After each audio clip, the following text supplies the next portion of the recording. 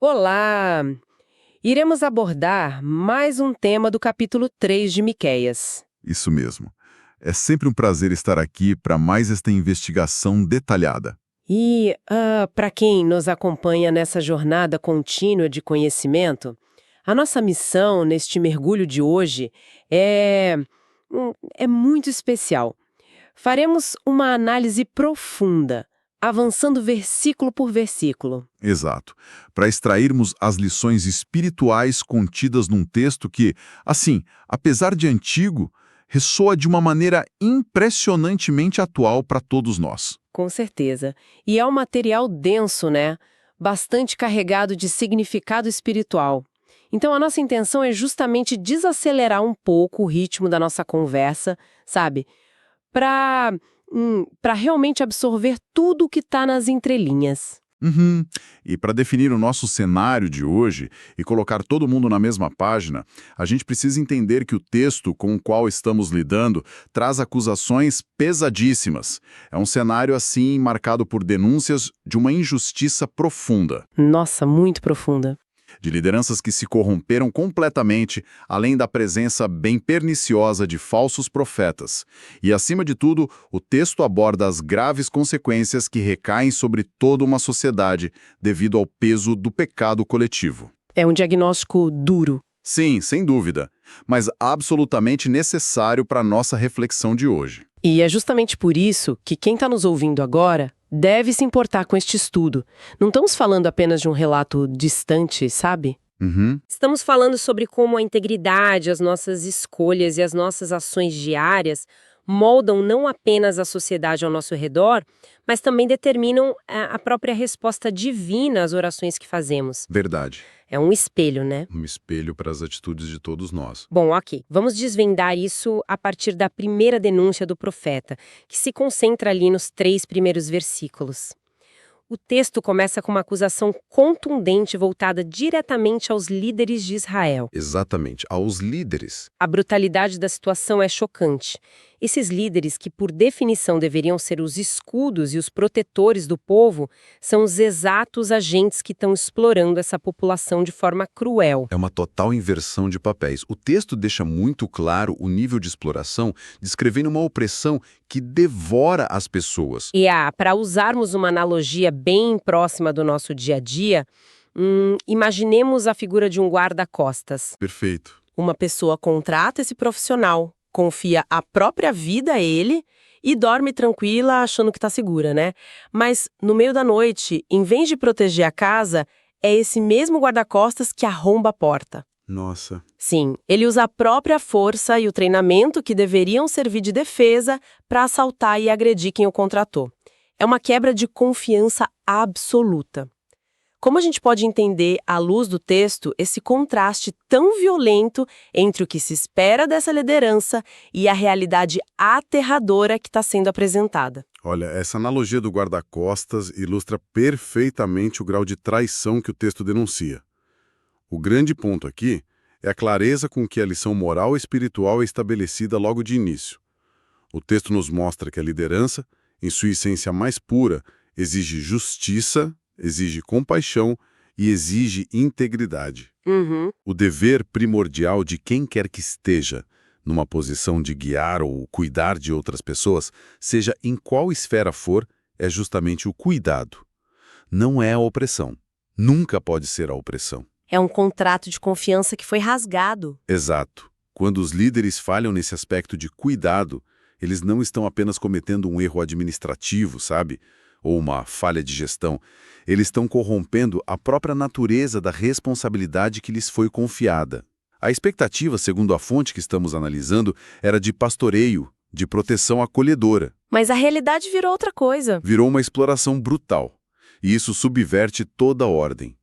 Quem detém o poder passa a usá-lo para benefício próprio, esmagando os mais vulneráveis no processo. E o que mais choca nessa quebra de confiança que acabamos de discutir é o que acontece logo em seguida no versículo 4.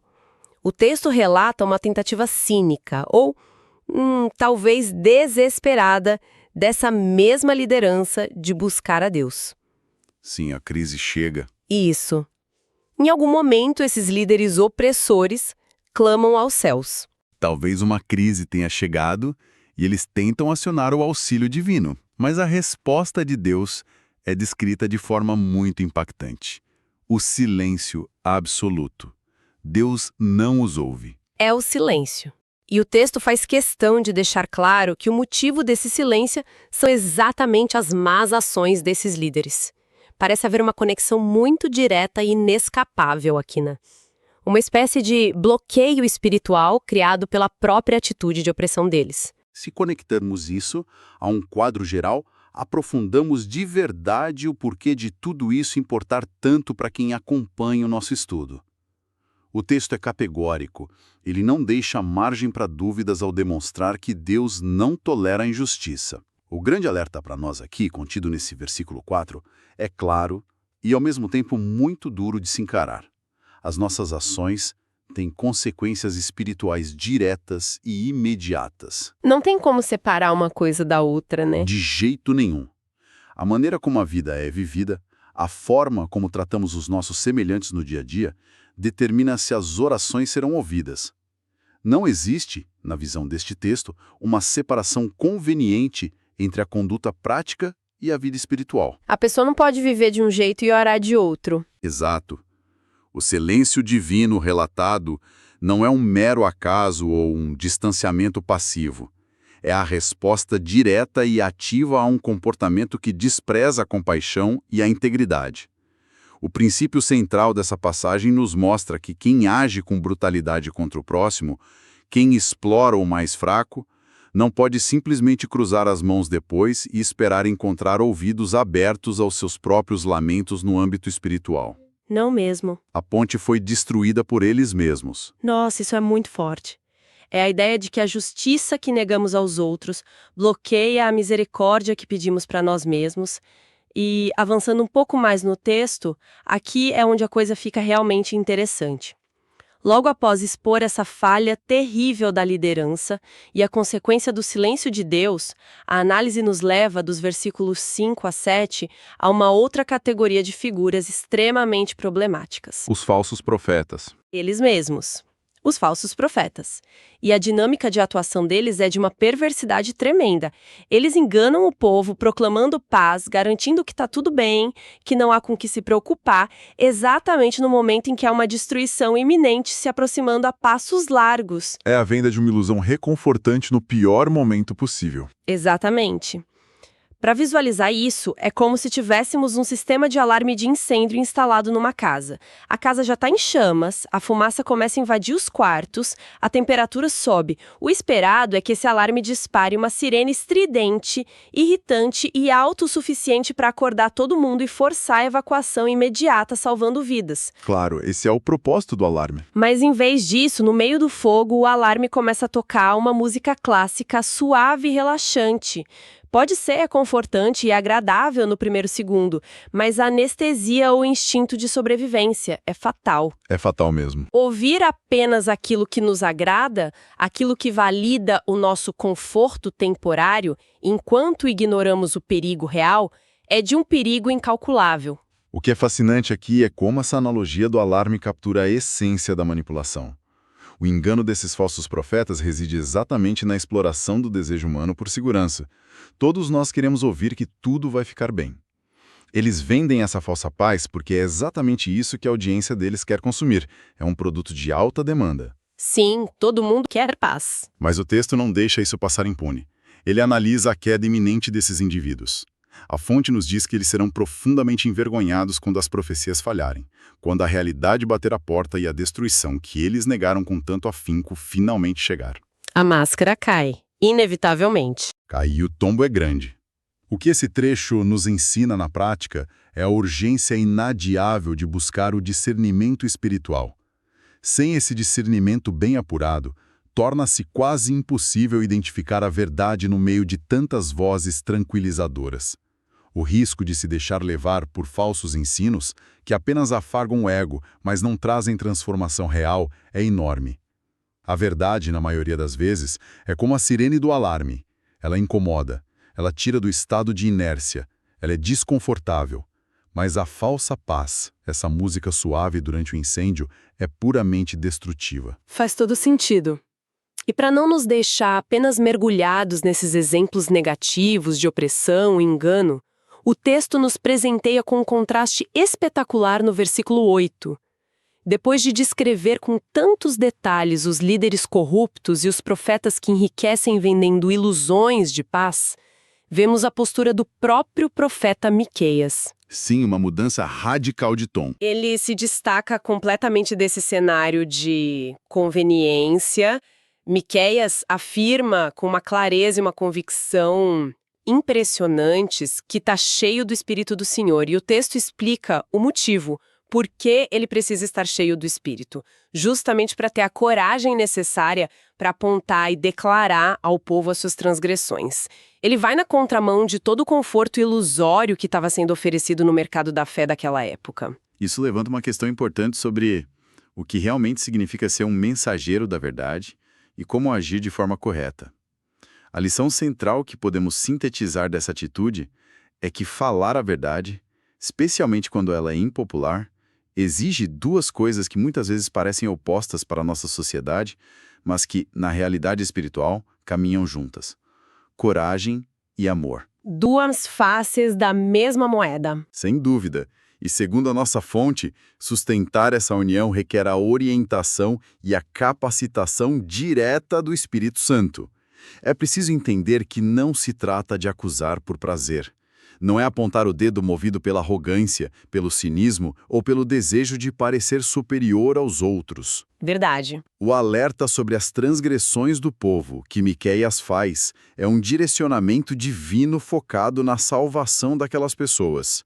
Requer uma bravura monumental para se levantar contra a correnteza da opinião pública, rejeitar o lucro da falsa paz e dizer o que precisa ser dito para evitar a ruína da comunidade. É a grande diferença entre querer o aplauso imediato do público e querer o bem genuíno das pessoas a longo prazo, mesmo que isso custe a sua reputação ou o seu conforto. E olha só como a situação se agrava. Seguindo no texto, os versículos de 9 a 11 escancaram uma terceira faceta desse declínio moral sistêmico, que é a hipocrisia religiosa. O foco volta para as lideranças e a denúncia é muito clara e repulsiva. São líderes que não têm o menor pudor em distorcer justiça, em tomar decisões erradas de propósito em troca de suborno. Venda de sentenças. Eles literalmente vendem as suas sentenças. Mas o ponto que mais causa perplexidade e choque em quem lê é que, ironicamente, esses mesmos líderes corruptos confiam na presença de Deus como uma espécie de garantia inabalável. Uma pólice de seguro contra as próprias más ações. Isso mesmo. Eles cometem iniquidades, recebem subornos às escondidas, distorcem as leis para favorecer os poderosos e ainda têm a audácia de dizer publicamente: Deus está conosco, nenhum mal nos acontecerá. É a instrumentalização da religião. Usam o nome de Deus como um escudo blindado para esconder a total falta de ética. É o cúmulo da hipocrisia. Para ilustrar, imaginemos a pessoa que decide entrar em forma. Ela vai até a academia mais cara da cidade, paga a mensalidade anual à vista, compra os melhores tênis, as roupas de marca e recebe uma carteirinha VIP brilhante. Só que essa pessoa passa o dia inteiro sentado no sofá, comendo alimentos ultraprocessados, sem nunca pisar numa esteira ou levantar um peso. Pagou, mas não malhou. E pior ainda, ela olha para aquela carteirinha da academia e pensa: eu estou saudável, afinal eu sou um membro VIP. O simples fato de possuir o símbolo não altera a realidade do sedentarismo. A prática dessa liderança contradiz de forma gritante a teoria que eles dizem professar. Essa contradição, usando a sua analogia da academia, é exatamente o coração da denúncia profética. A pessoa tem um cartão de acesso, mas recusa o esforço da transformação. O texto destaca o absurdo elevado à máxima potência. Confiar em Deus enquanto se pratica deliberadamente e rotineiramente a iniquidade. O alerta que salta desses versículos é inegociável para nós hoje. Não podemos, de forma alguma, Usar a religiosidade, os rituais ou os títulos como desculpa para práticas injustas. Jamais. A presença de Deus não é um amuleto mágico que legitima atitudes corruptas. Não é uma capa de invisibilidade que torna a impunidade aceitável perante os céus. A fé exige coerência, não é? Total coerência. A fé genuína deve, obrigatoriamente, refletir-se em ações justas no comportamento do dia a dia. A verdadeira religiosidade precisa transbordar em ética. Se a fé de alguém não muda a forma como a justiça é administrada nos negócios, não altera a compaixão com que o próximo é tratado nas ruas, ou como a honestidade é mantida mesmo quando ninguém está olhando, então essa fé perdeu seu propósito. Ficou vazia. Ela se tornou apenas um instrumento de conveniência, uma maquiagem para o egoísmo. E o texto é implacável ao condenar essa postura. Então, o que tudo isso significa na prática? Para onde esse comportamento coletivo de opressão, falsa paz e hipocrisia religiosa acaba levando toda uma sociedade? A resposta aterradora vem no versículo 12. É uma conclusão devastadora. O texto relata a consequência final e inevitável de todo esse acúmulo histórico de erros. Sião será destruída por causa dessa corrupção. Ponto final. Ponto final. A impunidade que aqueles líderes arrogantes acreditavam ter, toda aquela base construída na falsa paz e na religiosidade de fachada, simplesmente desmorona. O sistema inteiro cai por terra. Não sobra nada daquela segurança ilusória. E este é um aviso seríssimo que ressoa muito além do tempo em que foi escrito. O texto nos obriga a não esquecer o peso colossal do pecado coletivo. A corrupção sistêmica que se infiltra nas instituições, a injustiça que se torna institucionalizada e banalizada e a cegueira voluntária diante da verdade, embalada pelos falsos profetas. Tudo isso tem um preço. E esse preço, segundo o diagnóstico do texto, é a devastação total da sociedade que permite, ou pior, que aplaude essas práticas. A grande reflexão aqui aponta que a destruição relatada não é um mero acidente da história, um azar do destino. É a colheita inevitável e dolorosa de um longo plantio de iniquidades. A conta sempre chega. A conta chega, e a única saída que o estudo desse material nos oferece, a única forma de interromper esse ciclo, é o arrependimento sincero e a busca genuína, quase desesperada pela justiça. Só isso pode evitar que as consequências desastrosas se concretizem. Não há atalhos, não há jeitinho, não há carteirinha VIP que salve. A mudança prática de atitude é a única proteção real contra a ruína total. É um impacto tremendo chegar ao fim dessa leitura e perceber a gravidade de tudo isso. Fico até sem palavras. Vamos recapitular rapidamente a jornada que fizemos através deste texto hoje, pois foi um percurso bastante denso e cheio de nuances. Começamos com a denúncia brutal da exploração, logo no início, onde líderes que deveriam ser os grandes protetores se tornaram, na verdade, os algozes cruéis da própria comunidade. Aquela analogia do guarda-costas que assalta a casa. Quebra total de confiança. E depois passamos pelo silêncio divino, entendendo de forma clara que Deus vira o rosto para a oração de quem oprime os outros. A ponte quebrada. Na sequência, vimos o imenso perigo da falsa paz, vendida por profetas que preferem o conforto de uma música suave enquanto a casa pega fogo.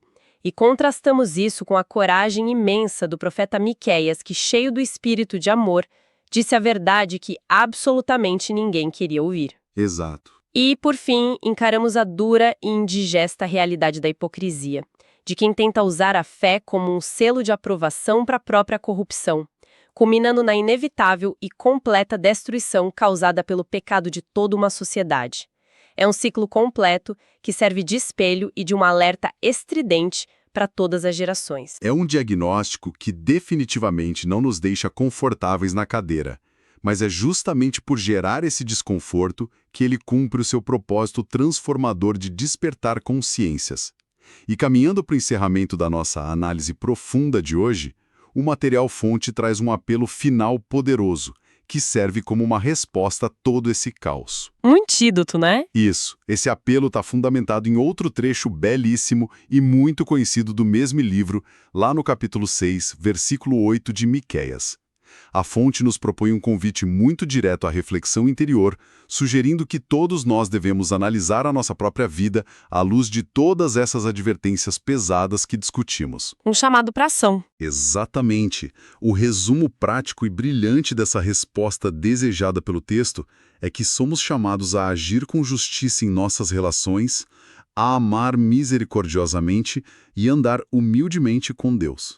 É o antídoto perfeito contra a opressão, contra a falta de empatia e contra a arrogância religiosa. Justiça, misericórdia e humildade. E o mais interessante é que o estudo ressalta que isso não é algo que se faça confiando apenas na própria força moral, porque a nossa força falha. Há um pedido claro para que o Espírito Santo capacite a vivência constante e diária desses 3 princípios em todas as áreas da vida. É a união inseparável entre uma postura prática e repreensível e uma dependência espiritual total. Um encerramento realmente perfeito para o texto e um mapa de navegação extremamente claro para quem deseja fugir dos erros apontados neste mergulho. E antes de nos despedirmos, quero deixar um pensamento provocado por tudo que discutimos para ficar ecoando na mente de todos nós após o término do nosso encontro de hoje. Fica uma reflexão para levarmos adiante se o texto deixa tão claro que o silêncio de Deus era uma resposta direta à opressão que aqueles líderes praticavam. Será que muitas vezes as respostas que tanto buscamos e não encontramos não estão paralisadas justamente pela forma como escolhemos ignorar a dor e a injustiça sofrida por quem está ao nosso lado? Essa é uma pergunta profunda, que inverte a nossa perspectiva e nos coloca no centro da responsabilidade. É a escolha diária de olhar não apenas para cima, mas também para os lados. Foi um privilégio excelente mergulhar nestes temas com tanta calma hoje e desdobrar essas camadas. Com certeza absoluta, é sempre um privilégio enorme compartilhar essas reflexões tão necessárias e atemporais. Agradecemos muito a quem nos fez companhia do início ao fim em mais esta análise profunda. Continuem buscando conhecimento que não apenas informa, mas que transforma e, acima de tudo, que tenhamos a coragem para aplicá-lo em nosso dia a dia. Um grande abraço a todos e até o nosso próximo encontro.